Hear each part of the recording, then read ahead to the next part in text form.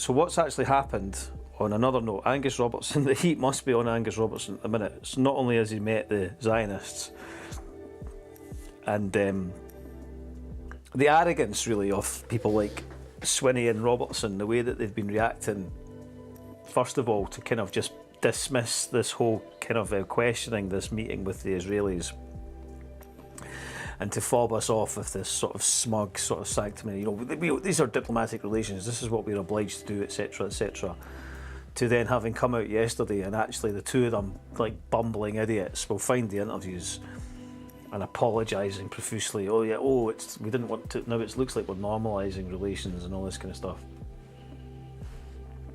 But Robertson is also the Minister for Culture, the Culture Secretary. And yesterday, Creative Scotland announced that they were shutting down the open funding model. And the open funding model is where a lot of independent artists and stuff kind of like that's where they get their money, basically, that's where they get funded. Now, some of us, I wouldn't like to say who exactly, but some of us have been highly critical of Creative Scotland for a long time, like pretty much years, probably like as long as they've been around, but particularly critical of them in the last maybe 7 or 8 years, and consistently critical of them. And we've may have found ourselves somewhat isolated in our complaints and derision of this corrupt middle class benefits system. Highly partisan as well to the governing party and the ideology of the SNP, and very much been an organisation where if you were willing to get down and fillet the nationalist government, you might find yourself rewarded with a wee pat on the head and a spoonful of sugar down the back of your throat, And there's quite a lot of people we know that have done that and have prostituted themselves and compromised themselves and denigrated themselves in pursuit of dollar from the culture sector, to create what is also often questionable levels of culture, but it's allowed them to swan around the place and pose about as artists and stuff. Anyway, everybody I know, that all the best artists I know tend to not have any funding and do it, despite the fact they've not got the funding, they do it because they're artists and they're compelled to do so. And I'm not saying they shouldn't have funding. Of course they should have funding, but often those people don't come from the well-to-do backgrounds that others do, that seem to somehow just get fast-tracked into the funding. For example, like the pronoun porno fisting bonanza that they gave over £120,000 to, and only reneged on it once we pointed the finger at them and exposed them for being a bunch of nepotistic, corrupt bastards. Anyway, what happened yesterday was Creative Scotland, Mark Hanna I think has said something about this just now, so we'll just have a quick look. And Mark Hanna says, "I find it hilarious the amount of artists who've cuddled up to the SNP, stood with Angus Robertson for photos, attended Scottish Government functions, and only now realise the gravity of the situation and are screaming like hell. You reap what you sow. Bin the political class." There we go, bro. Could not agree more, Monsieur Hanna. A great talent, Mark, and a guy that understands the reality. And what we've had for a long time is a culture of silence within the Scottish arts. And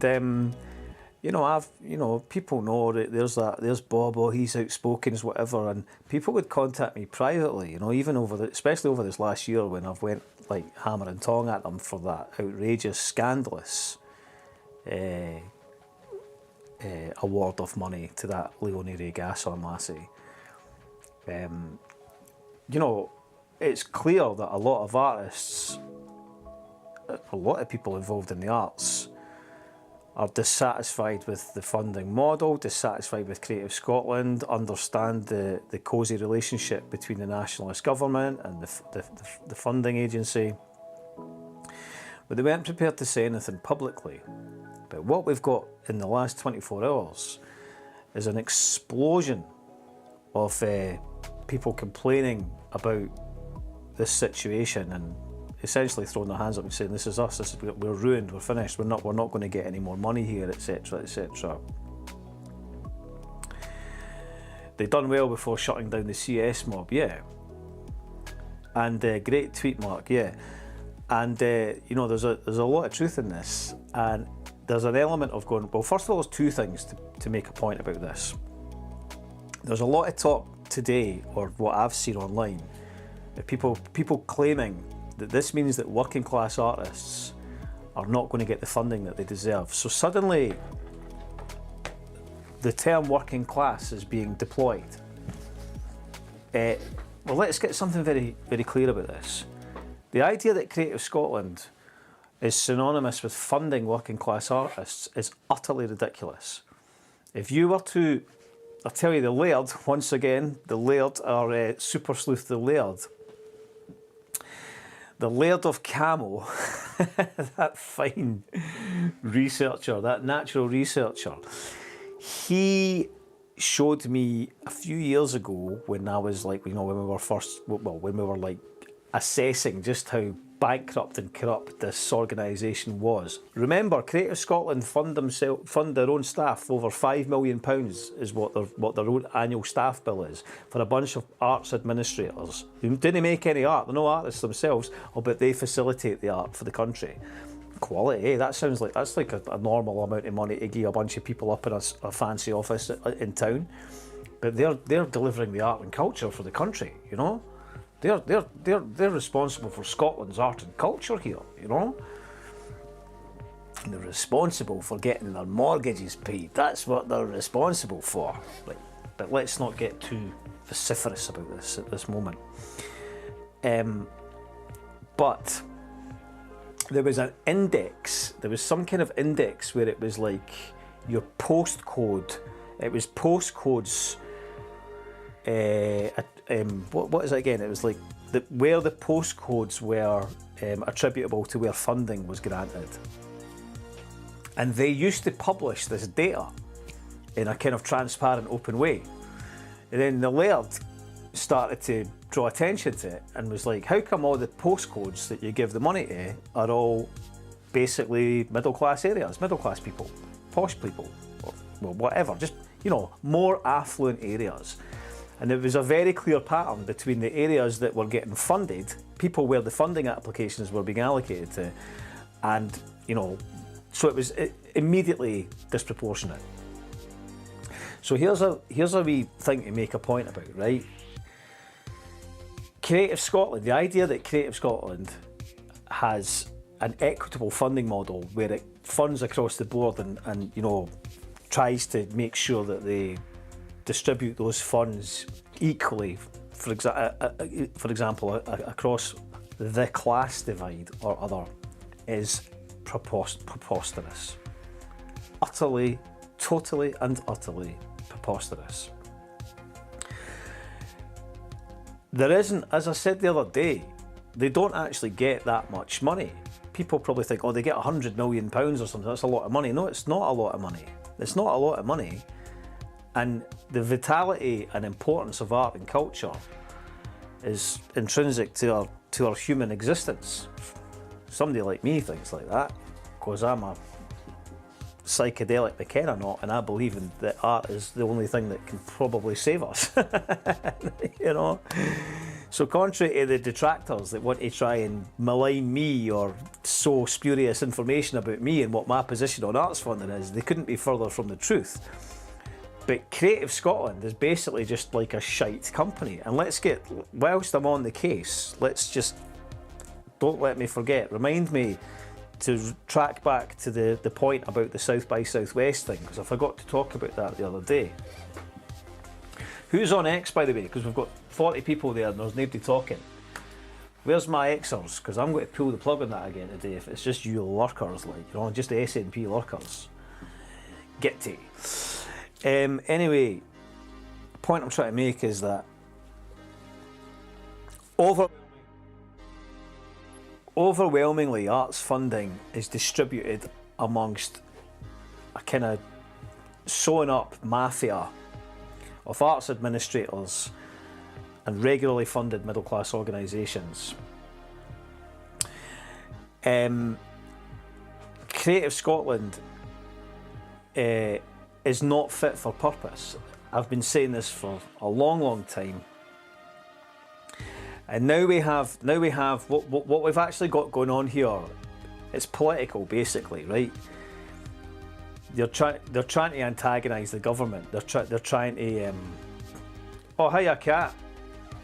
Cat Grant's on X. You've saved the X from getting the plug pulled. Cat Grant was Cat was actually instrumental in exposing the scandal with the porno. Actually, it was it's Cat that sent me the first sort of indication of it on a Saturday morning when I had other things to do, and it ended up taking about a month of my life. It's like, cheers for that, Hen. Sent me a text. She's like, what do you think about this? I'm like, what? Meltdown.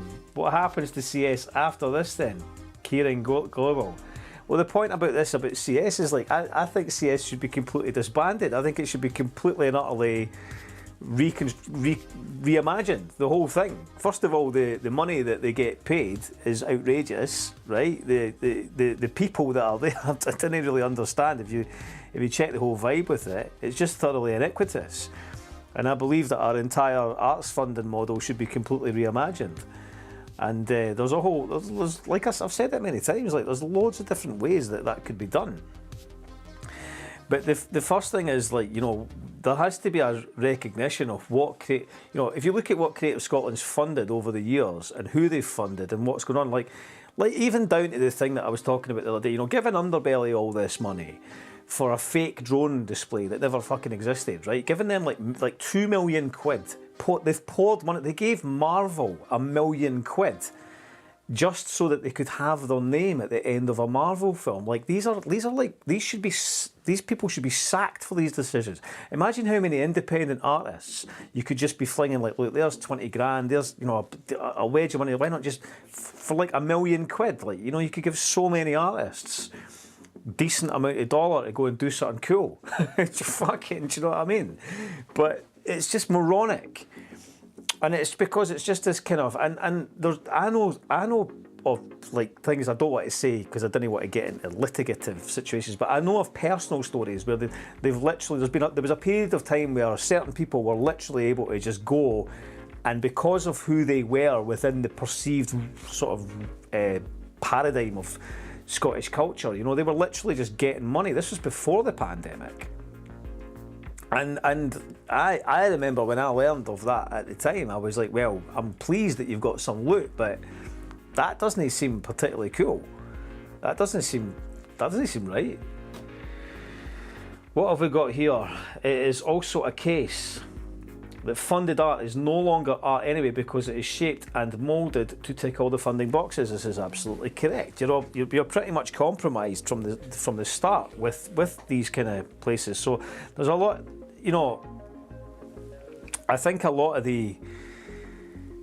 it's clear. This is, you know, we have to be logical about what we're talking about here. We're talking about, you know, it is by extension a sort of manifestation of neoliberalism in many respects. Inevitably, the art that is funded is somewhat compromised to a certain extent in terms of how dynamic that potentially can be. Morning, CC.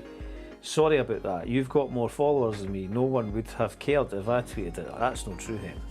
That's not true. But you know, it's a weird one. I think it's, and we're now seeing a lot of artists online kind of, like, you know, go crazy, like lose their shit and stuff, you know. And I just think it's, a lot of people are taking, like Mark or whatever, you know, people are, it is a bit of a middle class meltdown, you know. There is a bit of that, but I've seen quite a few people kind of like using this idea, you know, like how will working class artists get funded now? It's like, are you taking the piss? Are you if there's any section of the culture has been hard done by arts funding, it's working class artists.